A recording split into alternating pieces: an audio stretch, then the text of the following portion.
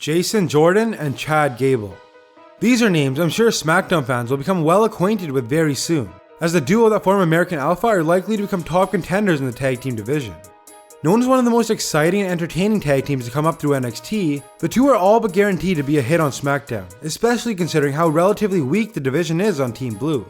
With them only recently debuting on the main roster, here are 5 things you need to know about American Alpha. Both Chad Gable and Jordan actually have quite the extensive backgrounds in athletics. Gable, like Kurt Angle, is a wrestler who competed in the 2012 Olympics after accolade-filled high school and college careers. He would finish 9th overall, though at that high of a level that's nothing to scoff at.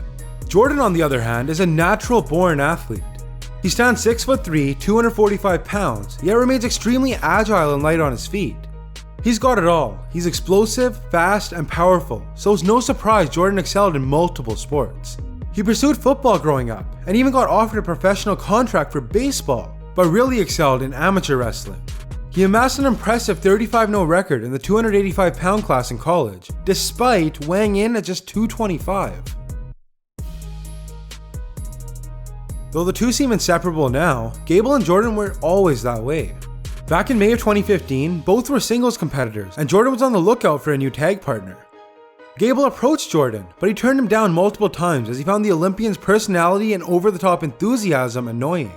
Jordan would instead try out new partners, though none of those pairings were successful. This led to Gable essentially begging Jordan for a chance, and eventually he gave in. This was where American Alpha started. The two had excellent in-ring chemistry and were a hit with fans, and the rest is history. Speaking of their beginnings, Jordan and Gable are both homegrown WWE superstars, meaning they haven't wrestled in the indies or anything like that, but instead are products of FCW and NXT. Jordan started out in FCW back in 2011 before it was rebranded into NXT. Gable would join him 2 years later. The two are both self-proclaimed lifelong wrestling fans, but had never stepped foot inside the squared circle until they came to WWE Developmental. This makes their success all the more rewarding not only for themselves, but for WWE as well, as they are living proof that the Performance Center and Developmental are possible of producing high-caliber, homegrown stars.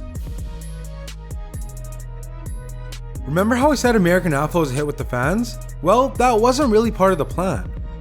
See, they debuted as a heel tag team as Jordan was a big bad guy at the time and Gable was just meant to go along with it. However, American Alpha's skills and abilities led to fans loving them, and instead of booing them, fans would cheer.